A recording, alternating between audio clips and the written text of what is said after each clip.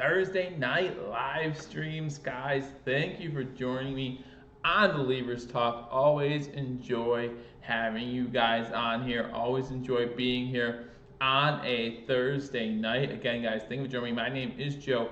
If you're new to this channel, guys, please be sure to hit that subscribe button and also hit that notification bell while I'll be doing this live stream. Hey, guys, listen, baseball is back. Whether you like baseball or not, I'm going to be tuning in some baseball currently in a rain delay. 2020 just has no filter, right? There's like, no, sports are not happening, no matter what. We're going to get rid of them. So the Yankees game in a rain delay currently, but they're talking about the game coming up later today between the Dodgers and the San Francisco Giants. But we're here to talk about the Buffalo Bills, Buffalo sports, which will also include talking about a little baseball in Buffalo. So I look forward to doing that. But let's start this thing off right, guys. Ladies and gentlemen, welcome to Billievers Talk. My name is Joe, and welcome to this live Thursday night edition. Happy early Christmas in July. Amy, good to see you in the live stream, guy. Always good to see you here. And you're the first one to comment, guys. You know how we do this. First of all, hit that subscribe button if you haven't already subscribed to Billievers Talk for continual Buffalo Bills and Buffalo sports updates.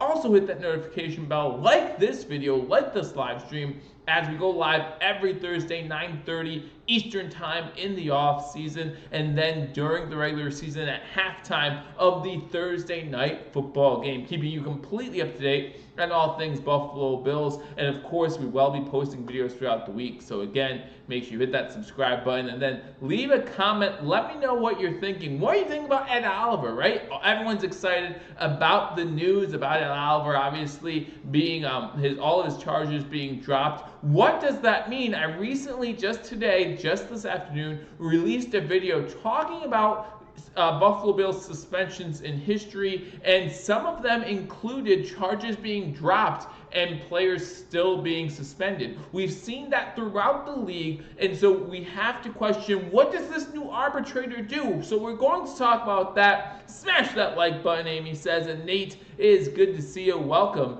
to Billievers Talk. Glad that you're in here joining me for this Thursday night. Again, guys, I am sitting up here. I'm trying to watch some baseball, but 2020 just doesn't want anything to do with sports. The rain is coming down in Washington, D.C., so right now they're in a rain delay. The Yankees were up before the rain delay, and again, like I said, I know some of you probably don't like baseball. One of the slower moving sports out of all of them, but sports are back, right? And so we have to be happy about that. The Dodgers game will be coming up here in a little bit as well. So if you see me looking up, that's why. If you want me to keep you updated, let me know. But let's talk about the Buffalo Bills. Let's talk about our team, baby. Let's talk about what happened with Ed Oliver, okay? So if you didn't already catch the breaking news done by pretty much every Bills YouTuber out there, in May, Ed Oliver, defensive tackle for the Buffalo Bills, was arrested for DWI, right? Driving while intoxicated. He was found with a beer can in between his legs, and they did a field sobriety test. It didn't look too good. If you watch the TMZ video, it did not look like he did a great job on that field sobriety test. He was driving. He wasn't driving in his own lane, and another motorist called the cops, gave them a heads up. I think they're in a construction zone too, so that had something to do with it. So the cops pulled him over, saw the beer can between his legs, which now some people are saying or indicating that might have been a spit platoon for if he was chewing tobacco or something like that. He would have spit in there. Still not the best choice in the world, right? You'd think you could pick another bottle, maybe another can. They didn't have soda nearby. I mean, or just, maybe quit. Maybe just quit a bad habit. I don't know. But he was, all charges were dropped against.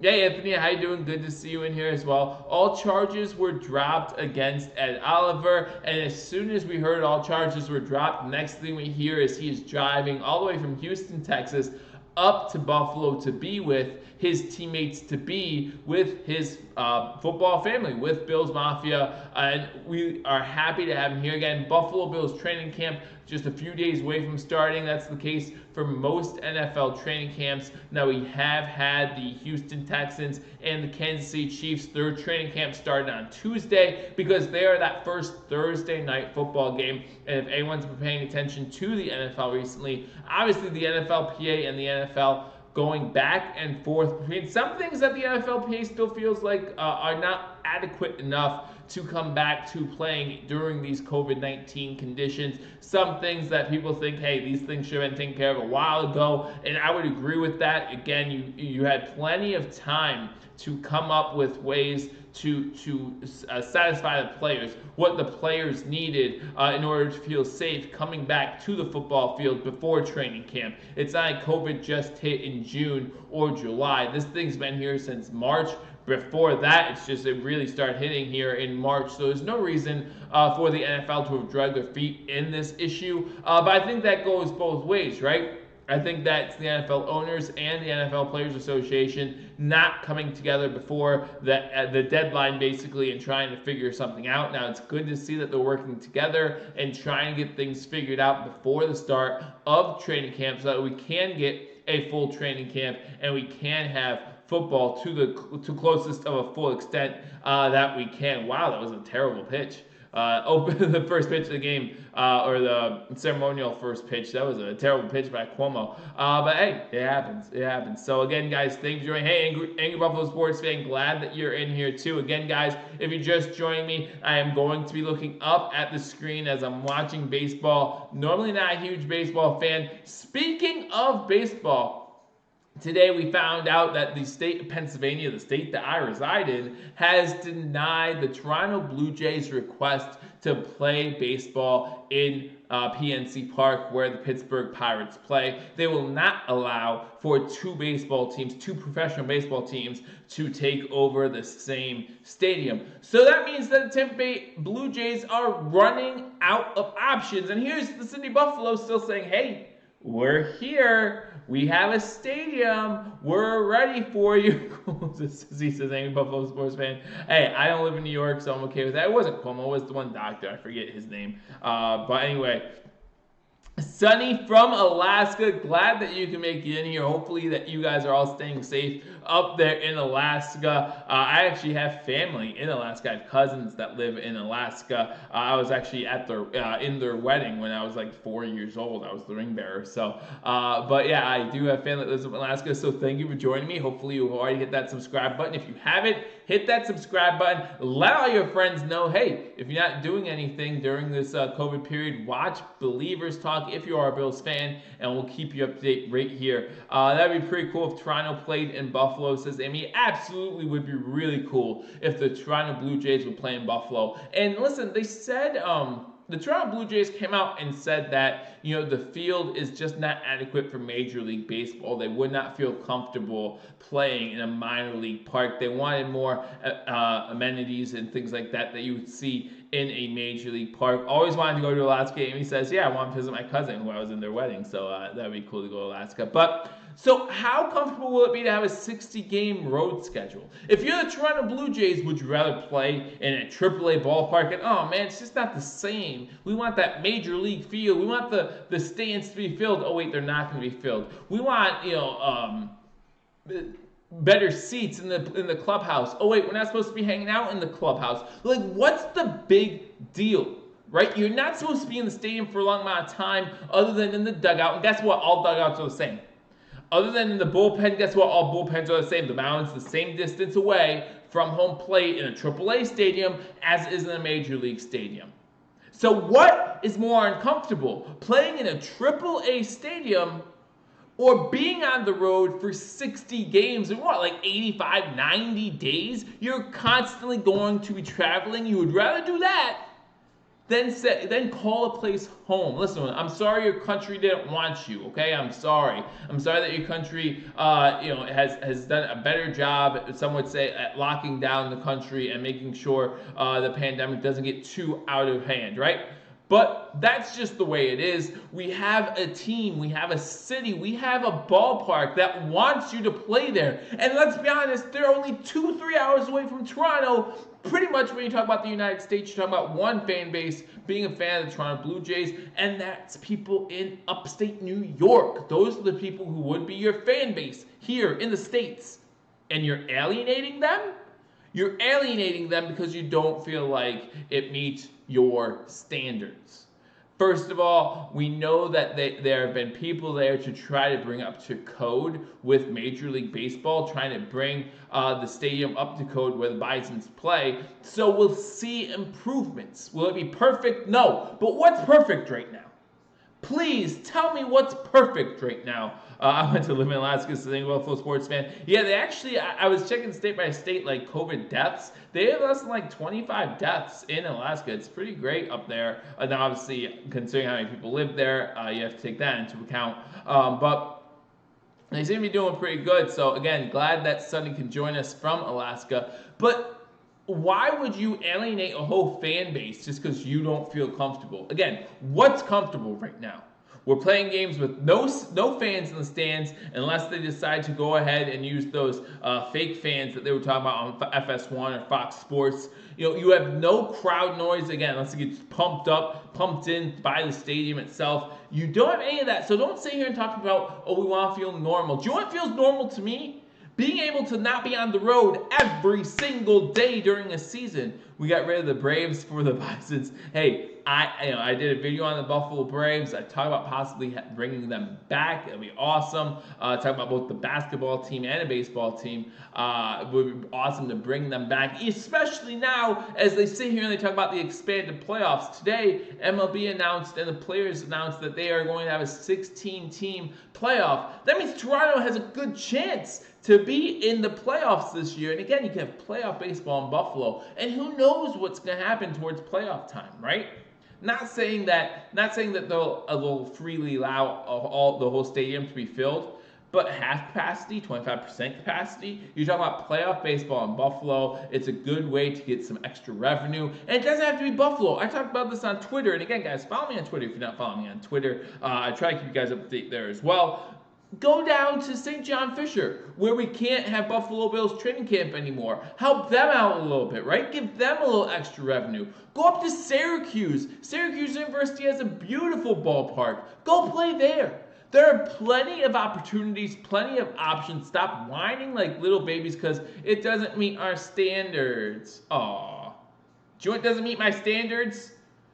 People getting paid millions of dollars to play baseball and complain about the field that they're playing on, even though it's the same dimensions as any other field, right? You talk about center field. Dead center where the Bisons plays 410. 410 is a long distance. So, again, I'm just a little steamed about that, obviously, but we digress. Right, we digress. And again, guys, thank you for joining me on this live edition of Believers Talk. Again, if you're new, remember, we go live every single Thursday night. We're going to talk more about Ed Oliver, right? We're going to talk more about that news. We're going to talk more about opening day in baseball. It only took an extra 3 months, but hey, I'm just glad that it's back.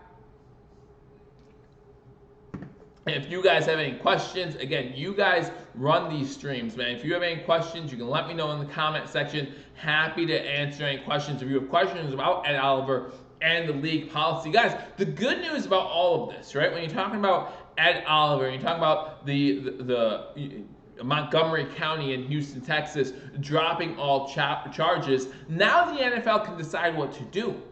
Because the Buffalo Bills and the NFL, they wanted to see what legal trouble Ed Oliver got himself into before they made any decisions as far as a suspension, as far as a fine, as far as whatever the case may be. They wanted to, camp is so close. Absolutely, Amy, camp is so close, you can taste it. And it's not going to be the same. Again, nothing is the same, okay? We understand that, and we are upset about that. But at the same time, there's nothing that we can do about it, right? But it's still training camp. There's still going to have people there letting us know what's going on. We can also talk about with training camp just days away, let's talk about some position battles that we are going to have. Let's bring up the Buffalo Bills roster. Because, again, with no preseason games, these roster battles are going to be decided in training camp. That's when these battles are going to be decided. So we really have to take a look at some of these positions and say, is this a position battle? What position battle are you guys most looking forward to? Let me know in the comment section. Rookies reported on Wednesday, yes, I believe. But again, it's different. I know that Houston and Kansas City, their teams have already reported, and I think rookies, I think quarterbacks or unsigned free agents also could have reported early as well. So it's already here. But we could break down some of these position battles as well, talk about them, and obviously we'll talk about them throughout the weeks, coming months, when the Buffalo Bills release players, when they pick some players up. That's going to be happening. You're going to see a little bit of a flow going right now, right? Where the Buffalo Bills might release someone, maybe even trade somebody, and pick someone else up who they feel can benefit the team a little bit more. Let's say right now there's a position battle at wide receiver for that 6th, 7th, 8th wide receiver. You can get rid of, remember, the Buffalo Bills currently have 11 wide receivers on their depth chart. You can get rid of that 11th wide receiver, maybe get some trade value at 2021 6th, something like that, and then pick up another player, and then we'll say, whoa, let's talk about this guy, because right here on Believers Talk, I break down every single free agent signing that doesn't end when the March big deals end. I keep you updated on every single free agent signing. I'm going to continue to do that as the Buffalo Bills keep shaking up the roster. So let's look at the roster and let's look at some of these position battles. And as I go down this list, the first one that comes to mind is that CB2 position. I think there's going to be a huge battle at the cornerback 2 position. Everyone thinks Josh Norman's going to run away with it. That's why we signed Josh Norman. That's why we got that big contract for him. Not really. When you look at Levi Wallace, last year he definitely showed some signs of being a true number 2 corner, and that might be something that some people are taking for granted. Now, it's also very possible that the Buffalo Bills, Coach McDermott and Leslie Frazier will be rotating that CB2 position. They did that last year with Kevin Johnson and Levi Wallace. They may do that again, but Teron Johnson, another guy who's on this team who might have something to say about that cornerback position. It's going to be very, very interesting as far as what happens with that CB2 position, whether it's just going for granted to be Josh Norman's spot, or if Levi Wallace is going to sneak in there and get that CB2 spot. Let me know what you think in the comment section. Do you think Levi Wallace will take that, or do you think it's Josh Norman's job to lose? If there are no fans in the stadium, Will 73. I'm sorry, Thomas. I'm not following, but that happens a lot with me. You have to use small words. Stadium, 3 syllables, way too long. Way too long. Break it down for me, man. But I'll happily answer any questions that you have. Just leave them in the comment section. So let's talk about some more position battles. And you can even go to the cornerback 3 position then and say, hey, what's going to happen there in that slot corner position? You look at the defensive end position. You have 5 defensive ends. 7 defensive ends. Wow. So you got Trent Murphy. Is Trent Murphy, listen, and if you followed the show before, you know my feelings on Trent Murphy.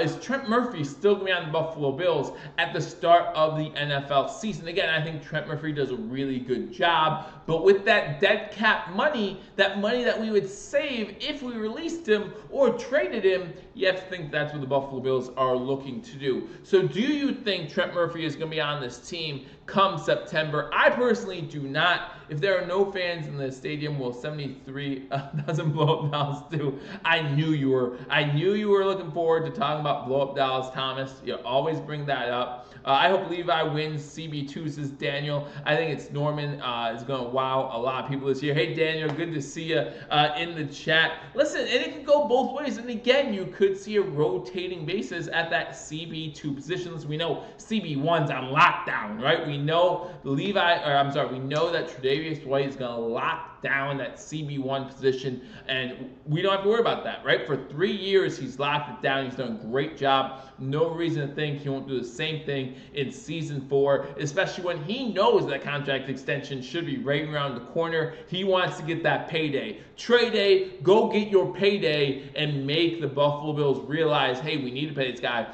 $20 million a year if we want to keep him right here in Buffalo. They might cut him light of the cap crunch coming. Yeah, and again, I think that, and I know Daniel's going to completely disagree. Daniel, you love yourself some Trent Murphy. I understand that. But I just don't know if the Buffalo Bills can afford that contract right now. Again, like Tony B just said, there is going to be a salary cap crunch coming due to this COVID-19 pandemic. It's not going to help salary cap space, that's for sure. Now, the only good thing about the NFL compared to these other leagues had to stop or postpone, as we saw in baseball, the start of their seasons. It does not look like football's going to have to do that now. They didn't get preseason in, but I don't think they're losing that much money when it comes to the preseason games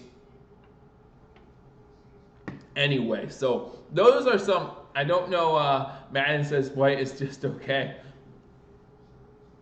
Oh, Fox 87 back in the house, guys. Give Fox 87 some love. How you doing? Glad to see you back. It's been a little while. So I'm glad to see you in here. But Tony, yeah, Madden gives White 10 is what, 89? Is it 89 overall rating when you got a guy like Stephon Gilmore who's in there at 99 rating? I don't think that Stephon Gilmore is better at all than Tre'Davious White, and if he is, it's not 10 points better than Tre'Davious White. Regarding CB2, Norman may get the job due to a shortened no preseason, but maybe that works in Levi Wallace's favor too, right? Because Levi's been on this team for a few years now, so this isn't Coach McDermott's system. This is Coach Leslie Frazier's system, and Leslie Frazier has had Levi Wallace's services for the past couple seasons, so maybe Leslie Frazier sees something in Levi Wallace, and that's not to knock Josh Norman, but Josh Norman needs to learn Leslie Frazier's defense, not Coach Sean McDermott's defense. Madden's ratings are, all Madden ratings are bogus, and I think it's really cool what they do, how they, in the middle of the season, if you have Xbox Live or whatever it's called, or whatever you guys do these days, whatever your kids play, I don't understand it. But if you do that, I think they alternate the ratings, or they fix the ratings throughout the season. I think that's pretty cool. The owners are losing 4 games of tickets in the preseason. That's millions of dollars. They're only using 2, right? 2, because you get 2 home, 2 away. So they're technically only losing 2, is my thinking. Now, I think that, see, I don't know how it works. I don't know the CBA all that well when it comes to money being made during games, right? Because I know that during the regular season, when like the Bills go to Houston and play the Houston Texans, for example, in the playoffs or something like that, I know that the Buffalo Bills, Terry Pegula would get a certain percentage of the revenue from that game. It's not a 50-50 split, but I know he gets a certain percentage of that revenue. So I'm not sure if that's how it works in preseason as well. If in preseason, an NFL owner gets some sort of revenue based on the dollars that are spent at the venue where they're playing at. I'm not sure how that works, but it would only be 2 games worth of tickets, and they're only half filled at the most during that time anyway. I've been to a couple preseason games. Now, the 3rd preseason game, it can get a little crowded, right? But most of the preseason games, normally not huge crowds at those things, especially by the time the 4th quarter rolls around. Terry said if he wants to make money, he can drill another well. That's great news for Terry, right? Great news for a couple of these owners. Billionaires never have to worry about making money, okay? They make money simply by putting their money in a bank and letting it accrue, right? That's just how it is. Billionaires don't have to worry about making money. It's not like football teams. Owning a football team or owning a sports team is not a bad investment. Even if you own a WNBA team, it's not a bad investment. So I'm pretty sure they'll make their money back in groves come next season, the following season. I'm not too worried about that. Visiting teams do, yeah, I know they get a cut. I'm just not sure what that cut is, so I can't speak into that too much. I'm pretty positive it's not 50-50 though. So let's talk about some other position battles for the Buffalo Bills as we continue to go down. Now that Ed Oliver is hopefully not going to be suspended, does that mean that there are a couple defensive tackles that are on the way out? Because you had to pay attention to what happened to Ed Oliver before you decided on the fate of some of these other defensive tackles. Vernon Butler just signed this past offseason. He'll probably be there. Starla Tuile, he's going to be there. Ed Oliver, he's going to be there. Will Harrison Phillips still even be there? right? I think he will be. But you look at some of these other guys, you got Vincent Taylor also still there at the defensive tackle position. You got Quinton Jefferson, who was just signed this offseason at that defensive tackle position. Some of these guys, they're going to be tough cuts, right? Quinton Jefferson's due to make a lot of money, and most of that we can save if we cut him. So does that mean he's expendable at this point with Ed Oliver coming back? Because remember, we're probably only going to keep 4 defensive tackles. Only going to keep 4. We're going to rotate them in, just like we did last year. Who are the 4 in? Who is the unfortunate cut? Quinton Jefferson, Vernon Butler, Star Lotulelei, Ed Oliver, Harrison Phillips. Those are 5 really good defensive tackles. I'm glad that they're on our team. I'm glad that we have to make these tough decisions, right? Remember, not that long ago, the Bills weren't making tough decisions, and if there were tough decisions, it was crap versus crap. Who's the better crap? Those were the decisions we were making. I see the chat lighting up, and again, I appreciate that, guys. Thank you to everyone who is in here. Again, if you haven't hit that like button, hit that like button. If you haven't subscribed to Billievers Talk, guys, I go nuts every Thursday. Every Thursday I'm on here pretty much shouting for no reason at all, not breathing. I don't breathe when I talk for some reason. It's a problem. Some people say, I don't know. I honestly don't know. I haven't had time to think about it because I'm too busy yelling at you guys. But we're here every Thursday, so make sure you join me. I always appreciate it. I can live without Star. Can we save anything? No, Tony. With his restructuring during this offseason, we pretty much saved nothing if we cut Star Lotulelei. And that's why he restructured his contract. Because if he didn't restructure, we would have saved a couple million by cutting him, by releasing him this offseason. But he restructured and said, I smart. I signed the contract and make less money, but more guaranteed money. So it was good for the Buffalo Bills. I am happy that we did it. We restructured Tyler Kroft. We restructured Patrick DeMarco. We restructured Star Lotulelei. Before we restructured those 3 guys, I would have said, get rid of all 3 of them. Get rid of all 3 of them because they're really not contributing to this team, at least as much as their paychecks should suggest that they are. The only one that might be worth keeping is Patrick DeMarco, and that's really tough to say because, man, the fullback position is just losing there's no such thing as a fullback anymore. A true fullback in the NFL, just not worth it. We have Patrick DeMarco running 5 wides and Josh Allen throwing it to him 40 yards downfield. You saw how well that worked out. I remember when they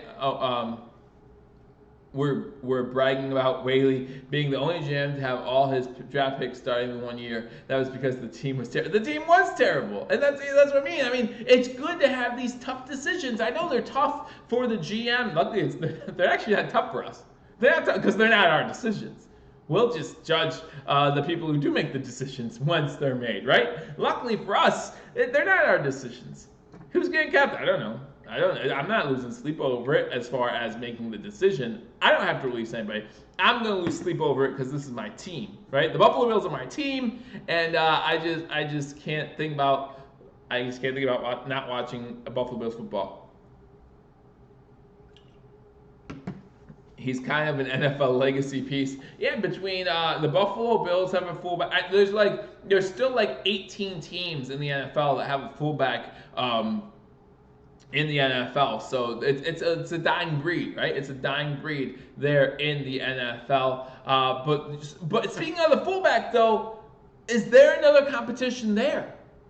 Right? I saw recently on Buffalo Rumblings they wrote an article about a potential training camp battle at the fullback position.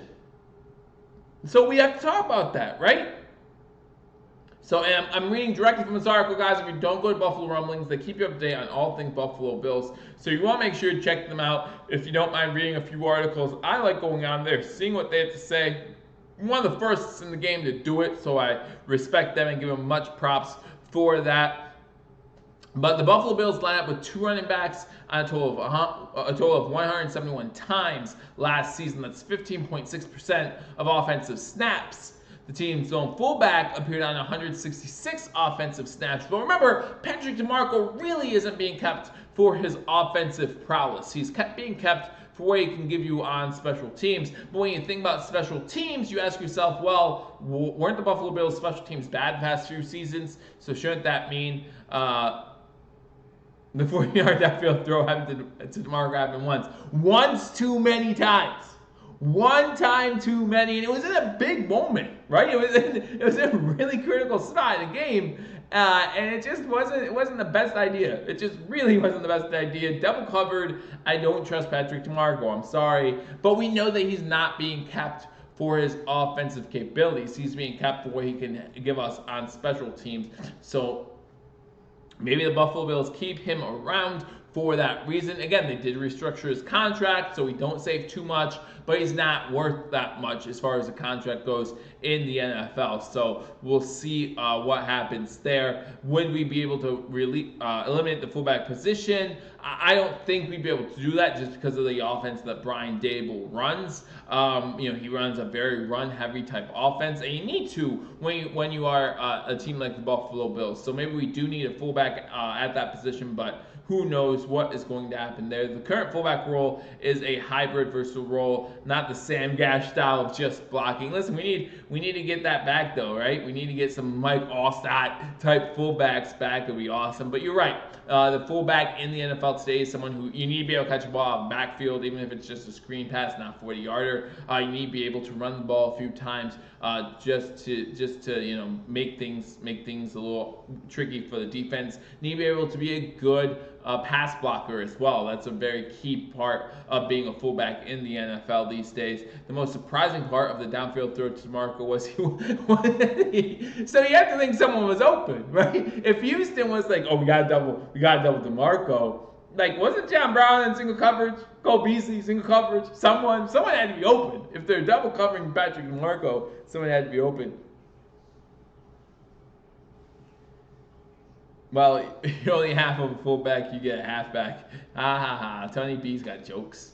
All right, so let's continue looking down this roster. But you guys, so out of those, so Starr is on the team, right? Due to the contract extension, barring injury, of course, Starr is on the team. Ed Oliver is going to be on the team. It'll cost you more to cut him than he would to release him. Is Harrison Phillips on this team?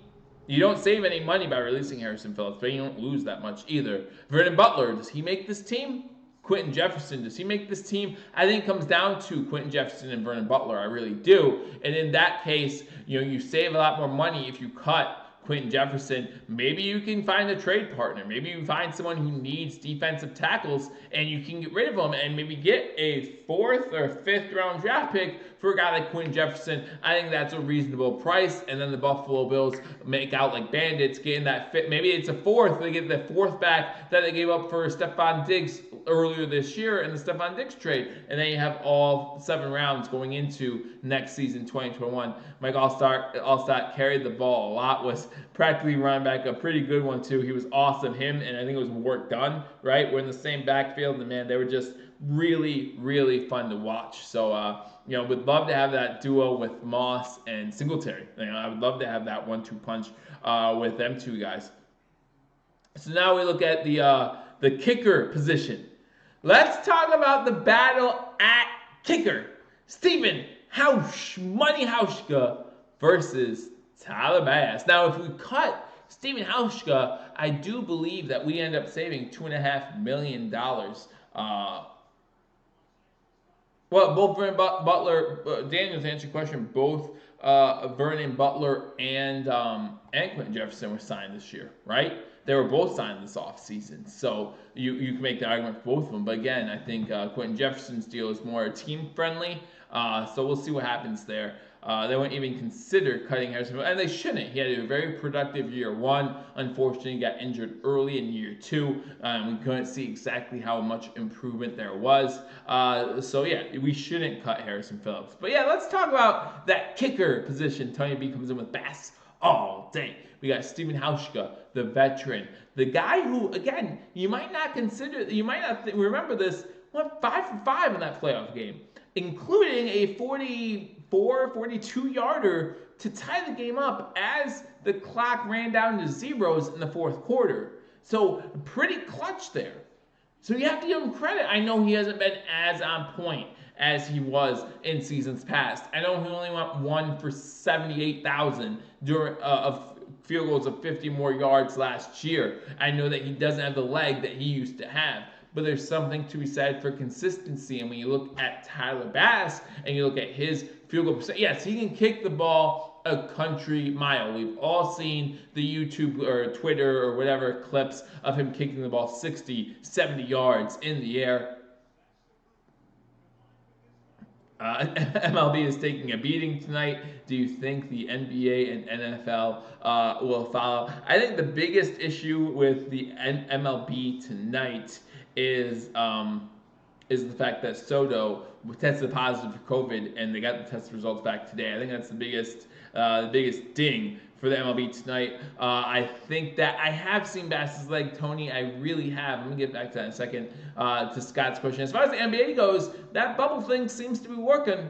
You look at that bubble, it seems to be working, right? They say that they haven't had a positive test in about a month now, so it seems like that's working. Russell Westbrook tested positive outside the bubble. He has now joined the Houston Rockets in the bubble, and he's there. So it seems to be working. So you got to like their chances to get this season in, or the rest of the season and the postseason in, if you are an NBA fan. I'm a fan of all sports. I just love watching competition. I love watching sports.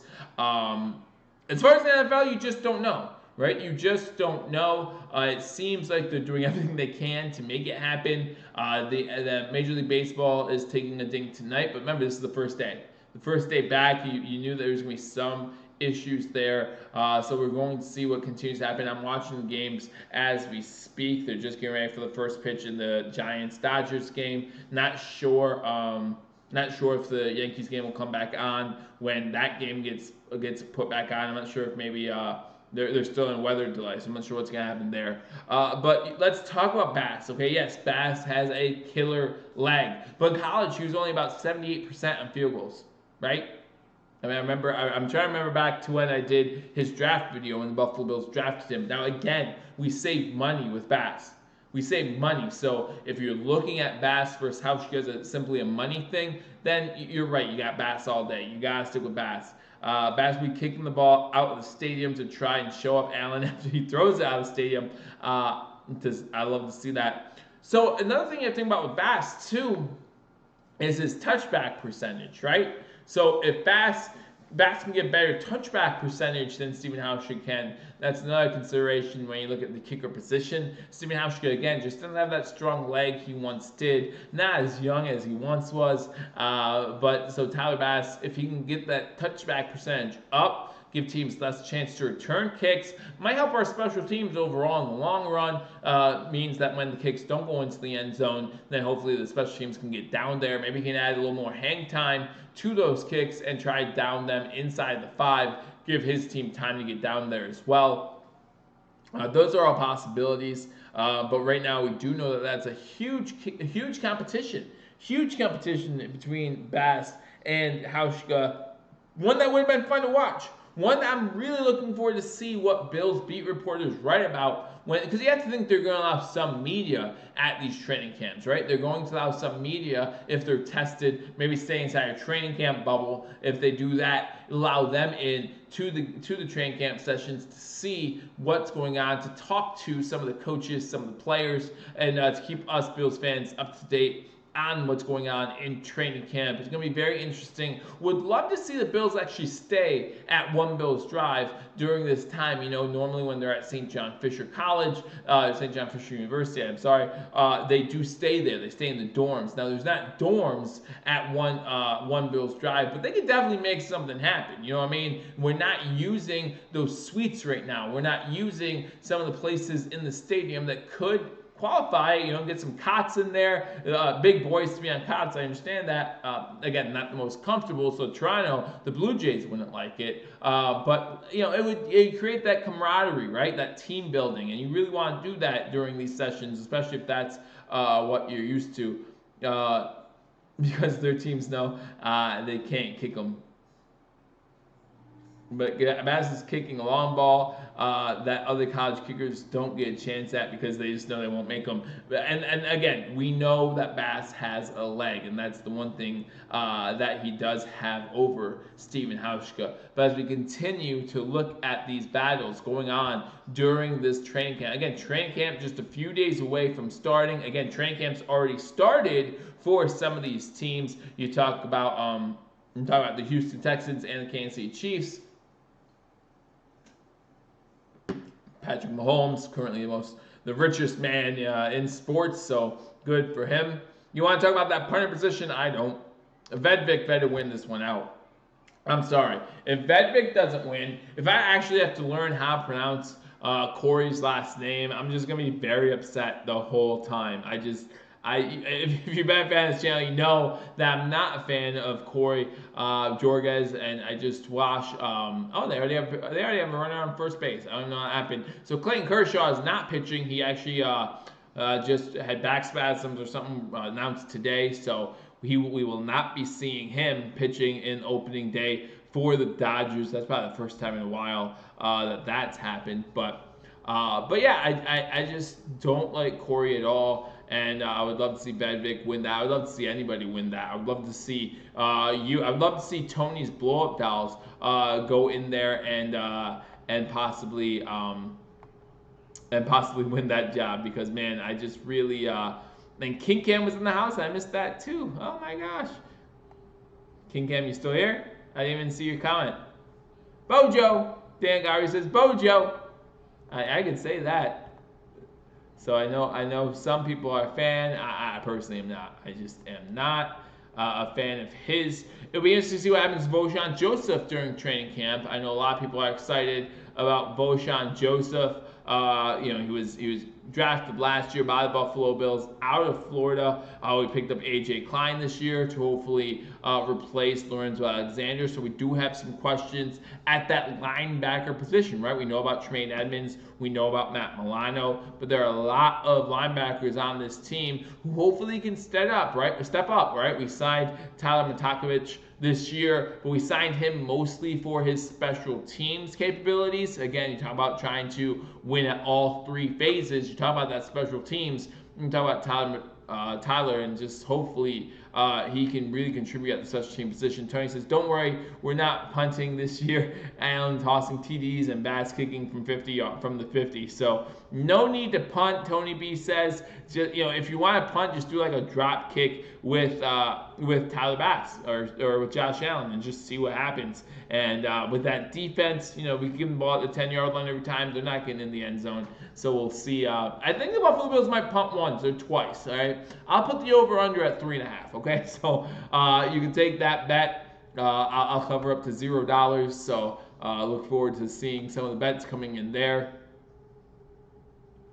as I continue to watch a little bit of baseball. But yeah, there's going to be questions at the linebacker position. Again, you hope that some of these linebackers can step up. And again, guys, we will go more in depth into these training camp battles, these camp battles that every year we get some. We look forward to them. We won't be able to see them firsthand this year, unfortunately, but we will be able to get some news about them and see who's progressing, who's winning these battles, and we'll obviously debate it right here on Believers Talk. So make sure you stay tuned as we continue to talk about another position battle not too many people are talking about, maybe Matt Barkley versus Jake Fromm.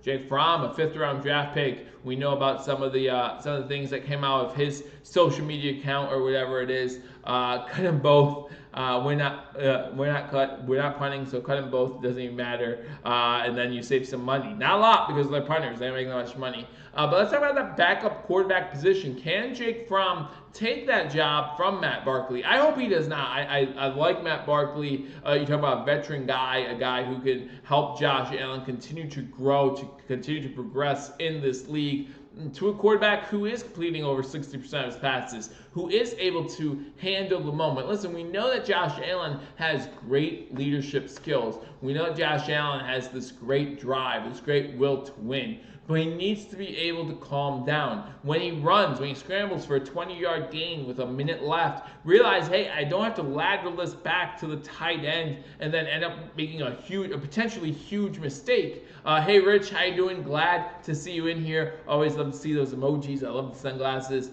You know the difference between you and me? I make this look good. But yeah, so Barkley will be QB2 from QB3. I would agree with that. I want Barkley to stay at that QB2 position. That means that Davis Webb will not be on this roster, and that's, I'm okay with that. Again, Davis Webb will be a good QB arm during training camp. Maybe release him even earlier because you don't need that fourth QB for those preseason games, right? Normally you keep a fourth QB on your team, especially for that fourth preseason game when you don't want to play your starter. You really don't want to play your backup quarterback all that much. So maybe you see someone like Davis Webb get cut earlier than he normally would have. You go to the running back position, I think the only battle we talk about here is who's making the roster at the end, right? You know the first three guys. You know Zach Moss, you know Devin Singletary, and you know TJ Yeldon probably making this team, right? Probably making this team. So who is the last guy? Or do we keep 5? I don't know why we'd keep 5 unless we kept Tywan Jones for his special teams capabilities. But you look at this running back list, you have Tywan Jones, you have Christian Wade, you have Antonio Williams. Who are those 3 guys do you keep, and if any, right? Or do you stick with 3 and say 3 is good enough? You talk about Zach Moss, Devin Singletary, and you talk about TJ Yeldon with fullback Patrick DeMarco.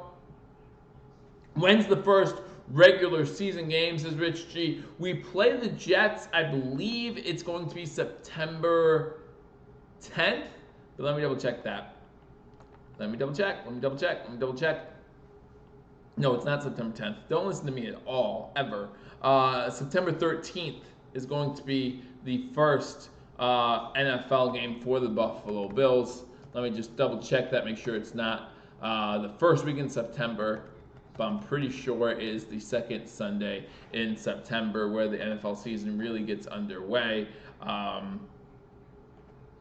again, yeah, 9/13 is the first game when the New Jersey Jets come to Buffalo. So the first NFL game of the regular season is going to be that Thursday night, right? That Thursday night when the Houston Texans go to Kansas City. Kansas City gets their fancy little Super Bowl rings, and that's going to be on the 10th of September. So obviously everyone's going to watch that. And guys, if you watch that, again, make sure to join me during halftime of Thursday Night Football as I'll break down the Jets game. And I'll tell you who I think is going to win. I'm pretty sure you can pretty much guess who that's going to be. And then between myself and Paul Amaro over at Hashtag Sports, we will get the schedule out to you guys, who's live streaming what games and when. So I do look forward to bringing you guys that as well this season right here on Billievers Talk. Yeldon only stays because they don't dress him for game day, and Dable uses him for fast pretzel run times. I mean, but if you're looking for, I feel like Christian Wade can be faster. If you're looking for fast pretzels, and listen, when you go over to England, they just got better snacks. So have him bring some things from England, and maybe Dable can enjoy himself a little bit more. But let's talk more about some of these camp battles, training camp battles. Went through the running backs. Again, I think you look at Christian Wade, I don't think he makes the team. Antonio Williams, I don't think he makes the team. If they keep any one of the 3 guys we mentioned, they would keep Tywan Jones simply for special teams. Obviously, you have Zach Moss, Devin Singletary, and TJ Yeldon making this team. Patrick DeMarco potentially at that fullback position. Those are your 4 running backs that I do think the Buffalo Bills are going to keep going into the 2020 NFL season. You look at some of these safeties, obviously Michael Hyde and Jordan Poyer, our main 1-2 punch. But what about Jaquan Johnson? Can he step up in his second year? Can he make an impact at that safety position? Dean Marlowe, he's been with the Buffalo Bills on and off for a little bit. Siren Neal, he's been back and forth between the Buffalo Bills. So who are these guys? And they got Garrett Taylor. This will be his rookie year out of Penn State. Who are those guys? Makes this team. Again, you know Jordan Poyer. You know about, you know about Micah Hyde.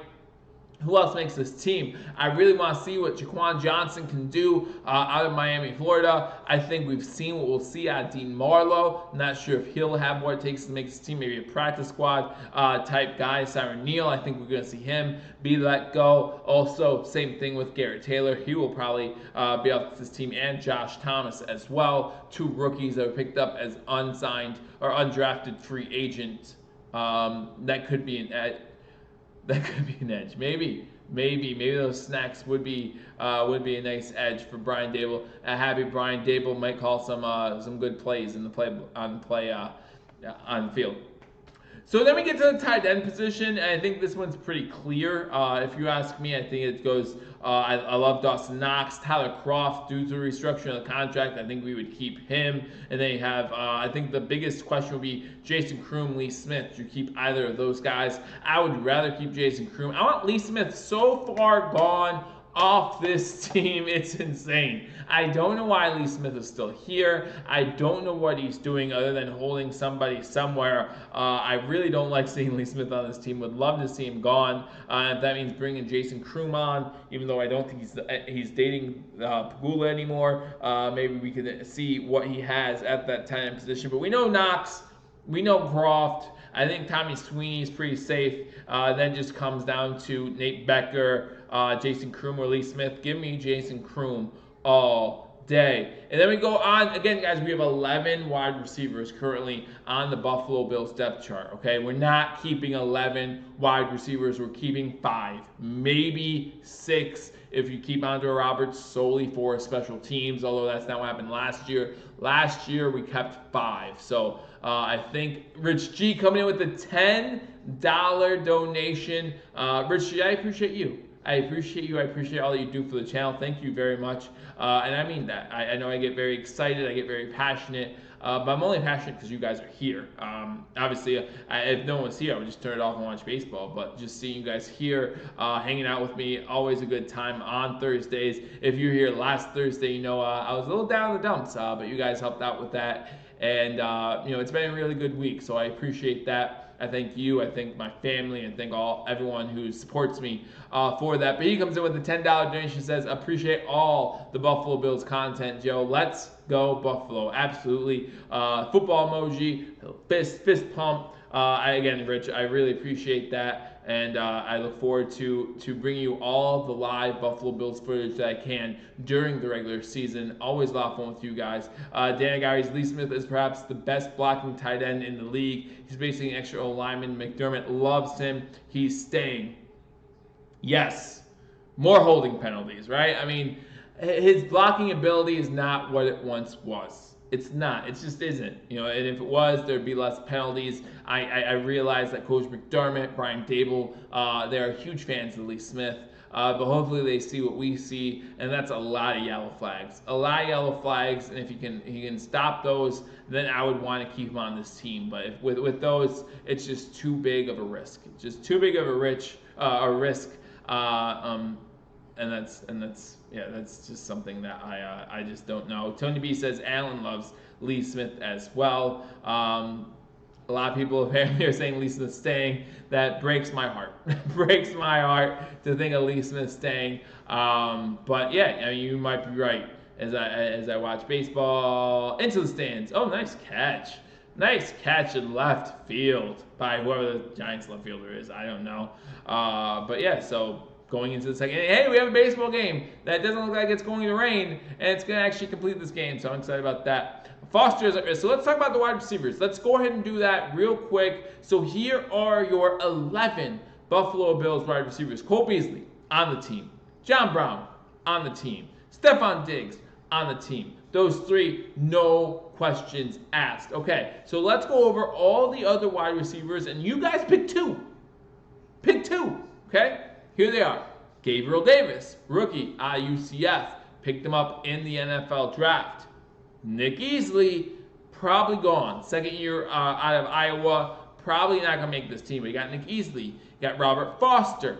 Again, Foster, question mark, right? Isaiah Hodgins, rookie out of Oregon State. A guy that you picked up in the NFL draft.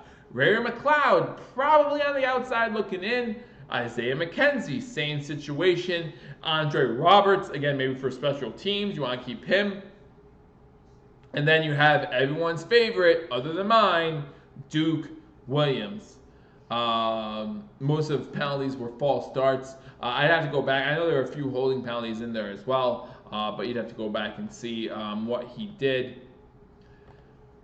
I think there's a way you can do that, so I'm gonna check it out. I'm gonna see what we can do. But those are wide receivers. Give me 2 names. Out of those seven names or 8 names I just mentioned, give me 2.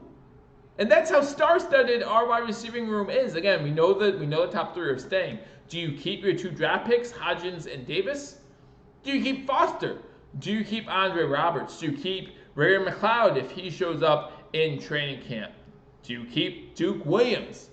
Who do you keep? If you're asking me, well, I'll let you guys pick first. And then I will tell you what I think.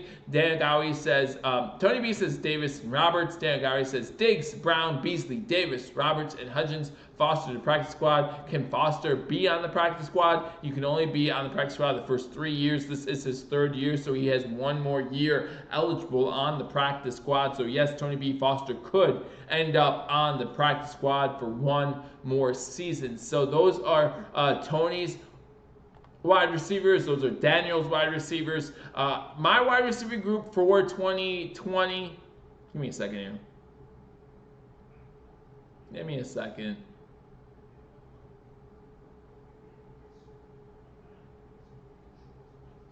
No, I'm looking at Lee Smith's Pro Football Reference page to see if they have a penalty thing here. And I'm not seeing one. Some of them have it. Some of them have like a penalty chart to let you know how many penalties they had and what penalties they were. I'm not seeing it here for Lee Smith.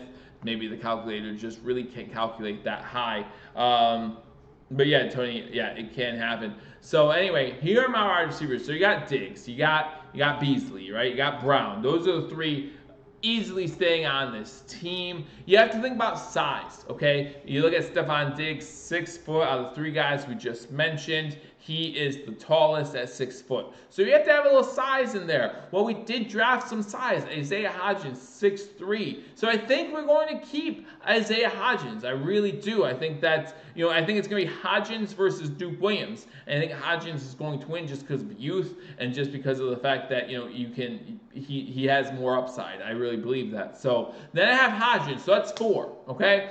After Hodgins, you give me Isaiah McKenzie, you give me Robert Foster. Those are the 2 guys fighting for the next position, right? I think Vernon McLeod could, if he shows out in training camp, could definitely be on this team. But it's going to take a lot from him, right? It's going to take a lot. So I do believe that the next spot does come down to either Isaiah McKenzie for those quick pitch routes that he runs, right? Now, you could have Stephon Diggs do those, but I think Stephon Diggs' capabilities are more for his downfield style. So I think it's between Isaiah McKenzie and I think it's between Isaiah Hodgins at that point. Or Robert Foster. I mean, not Hodgins. I meant Robert Foster. Sorry. I like McKenzie.